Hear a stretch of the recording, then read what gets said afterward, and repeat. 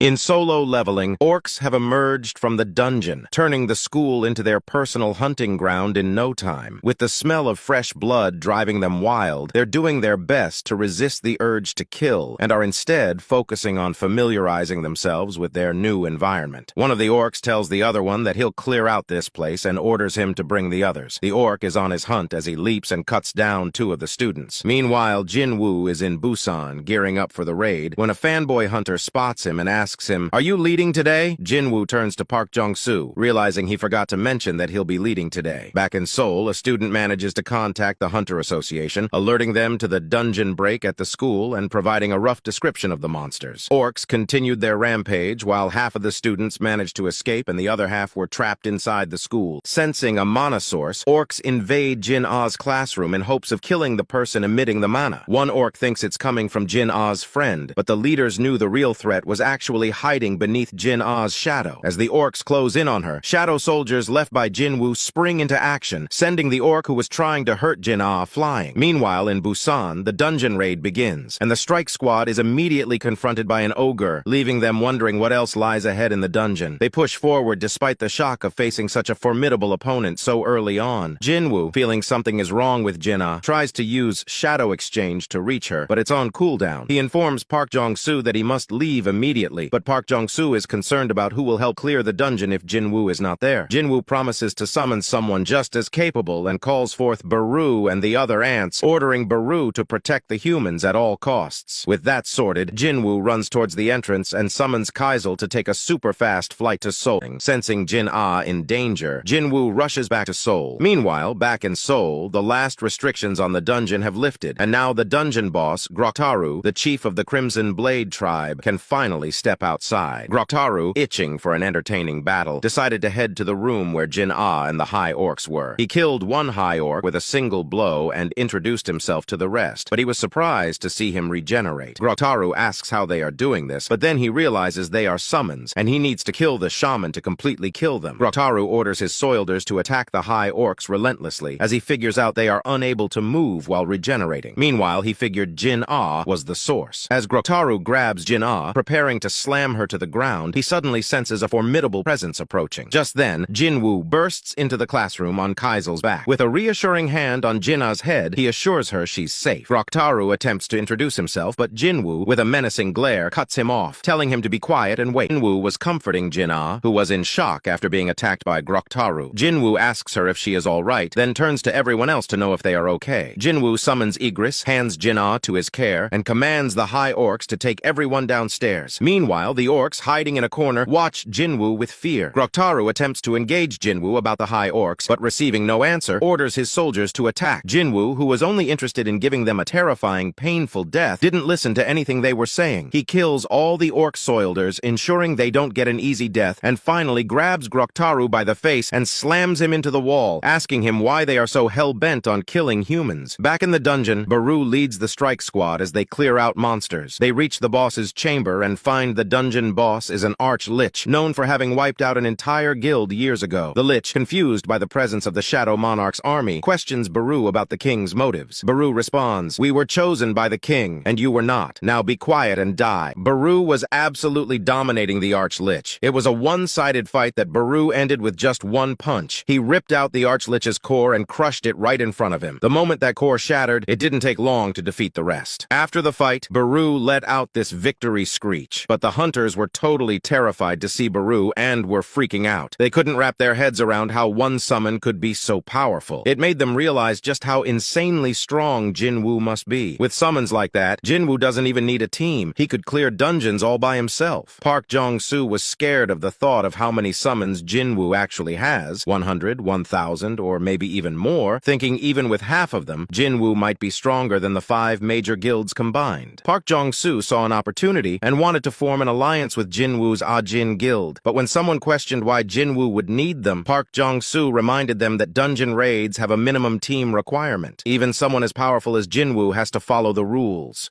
Back in Seoul, after the dungeon break, chaos reigned as desperate parents gathered outside the school, hoping for news about their kids. The situation turned bleak when a hunter announced that there were no survivors left inside. Meanwhile, Gun-hee updated Jinwoo on the tragic losses, informing him that aside from the 10 students Jinwoo saved, saved, and the 213 who escaped, no one else made it. Gun-hee was clearly disappointed and pointed out that they should have seen this coming, given the recent surge in incidents. He mentioned that over the past 6 months, the number of gates and awakened people had skyrocketed, making Jinwoo realize that the world might be trying to maintain some sort of balance. But Jinwoo knew there was more to this meeting. When he questioned Gun-hee about it, Gun-hee handed him a stack of official requests, revealing that people from all over the world were eager to meet Jinwoo. As they arrived at the hospital where Jinwoo's sister was staying, Gun-hee pleaded with Jinwoo not to leave Korea, as without him, the nation might not be ready to handle what's coming next. After Gun-hee promised Jinwoo his full support if he decided to stay in Korea, Jinwoo asks if he could enter high-ranking dungeons alone. This left Gun-hee in shock, because allowing that would mean abolishing the minimum entry requirements that keep hunters safe and prevent recklessness. Jinwoo, sensing Gun-hee's hesitation, asked if it was too much to ask. Gun-hee admitted it would be tough, but not impossible, and he vowed to make it happen. Meanwhile, Jin-ho is on a mission to find the third founding member for their guild. He calls his Nuna Soo-hyun, suggesting she leave her ambassador role in their father's guild to join his. Soo-hyun, skeptical, asks if Jin-ho is being scammed, considering his guild doesn't even exist yet. Jin-ho confidently tells her to meet the scammers herself, promising she'll be surprised. When Soo-hyun finally met Jinwoo, both were equally shocked to see each other. Jinwoo asked Jin-ho if he'd filled her in on everything, but Soo-hyun didn't even need the details. She was all in, saying anything was better than staying with Jin-sung. Before they got down to business, Soo-hyun asked to snap a selfie with Jinwoo, and the solo-rizzing adventure continues. Jinwoo and Jin-ho are gearing up for the Ajin Guild's first raid, and Jin-ho is stunned by the massive size of the gate. Jinwoo is more concerned about the crowd and checks with Chief Woo, who reminds him that while they can protect his personal info, they can't hide the gate's location. Chief Woo also warns him about being careful with Instagram posts, referencing a certain photo. Jin-chul measures all of Jinwoo's summons and grants permission for the raid, but mentions he'll be tagging along today just to ensure things aren't too dangerous. Inside the dungeon, Jin-chul is amazed at how effortlessly Jinwoo's summons are clearing out enemies, almost like they're doing a house-cleaning job. As he watches Baru and Igris, Jin-chul guesses they must be at least S rank and wonders if he'd even stand a chance against them. Before he knows it, they reach the boss's chamber. Jinwoo pulls out his dagger, preparing to face the boss himself. Jin-chul questions why Jinwoo isn't letting his summons handle it, but Jinwoo explains, "Relying too much on my shadows makes me lose my touch," and takes down the boss in one blow, leaving Jin-chul once again speechless.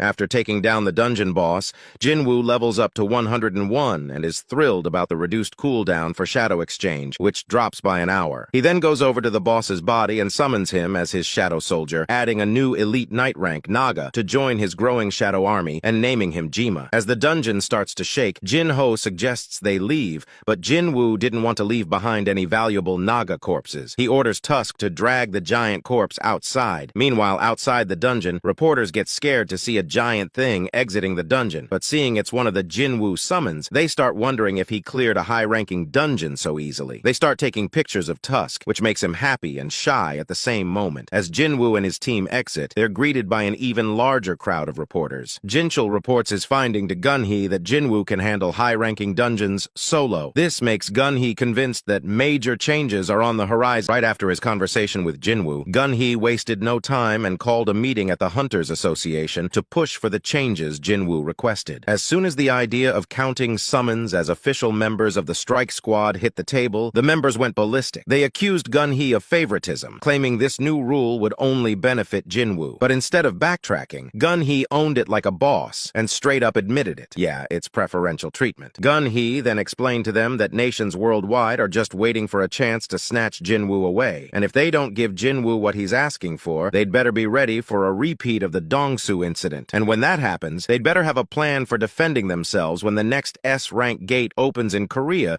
because Jinwoo might not be around to save the day. Meanwhile, Cha catches Jinwoo in a photo with another girl and can't help but feel a little jealous. Japan is in huge danger as a colossal gates higher than the highest skyscrapers appear in the heart of Tokyo. The Japanese Hunter Association summons all the S-rank hunters to the headquarters in hope of finding a solution to get them out of this crisis. As the hunters start to gather, we learn the aftermath of Goto Ryuji's death. Japan, which was once united under the banner of the Blade Guild, was now facing a power struggle. Inside the headquarters, discussions heat up as they try to figure out how to neutralize the threat and what to do if a dungeon break occurs. The harsh reality hits them. They don't have enough power to clear an S-rank dungeon, even with all their forces combined. Some suggest hiring Thomas Andre, the national-level hunter, but the idea is quickly shut down due to the lack of enough funds to bring someone of his caliber. The tension rises as they realize no one would be eager to take on the raid, especially after the disaster at Jeju Island. That's when a hunter in a green coat speaks up, suggesting the name Yuri Orlov, claiming that he might be willing to help for the right price. Jinwoo was planning to visit the Kartnon Temple since he now met the minimum requirements, but he was also curious about what would happen once he reached level 102. As he parks his car, he spots Cha Hai-in trying to avoid him by running away. Quickly intercepting her, he asks why she's running and what she's doing there. She awkwardly replies that she left her car here yesterday and came back to retrieve it. Cha's mind was racing with questions she wanted to ask Jinwoo, like his relationship with Yoo Soo-hyun and whether they were dating, but she held back and told him she had a message from Byung-gu to deliver. Realizing it must be important, Jinwoo invited Cha upstairs. She was surprised to see that they were alone, with no one else around. Jinwoo explained that everyone else was busy outside, handling other tasks. When Jinwoo asked how Byung-gu managed to leave a message, Cha explained that she heard a voice that day. Byung-gu had told her to warn Jinwoo to be cautious of the power lies within Jinwoo, and mentioned something about Jinwoo's true army. This got Jinwoo thinking deeply about what Byung-gu's message really meant. He realized he needed to uncover the truth behind his power. Jinho asks Jinwoo how Jin-ah is doing. Jinwoo replies that the doctor said she just needs some rest, and for now, his most trustworthy shadow is watching over her. This reminds Jinwoo to check on her. He finds Jin-ah sleeping soundly, but also discovers the reason behind Baru's odd behavior lately. Baru seems to have developed a fondness for historical dramas. Jinwoo then decides to check on others. He sees his mother shopping, Baek Yoon-ho and Choi Jong-in arguing, and Cha Hai-in relaxing in a bathtub, which causes him to blush and quickly snap out of it. Jinho then brings up the news about a giant gate that appeared in Tokyo, mentioning that a dungeon break is expected in 3 days if the gate isn't cleared in time. Jinwoo mentions that he received a call about it, but he's uncertain if he'll go since he has his own matters to attend to. Jinwoo's gaze shifts to a panel displaying a countdown. Meanwhile, in Japan, hunters are meeting with Yuri Orlov, the world's top support-type hunter. They explain their plan and ask for his help. Orlov tells them he can keep the gates closed, but in exchange, he demands a hefty fee for his services. Follow for more.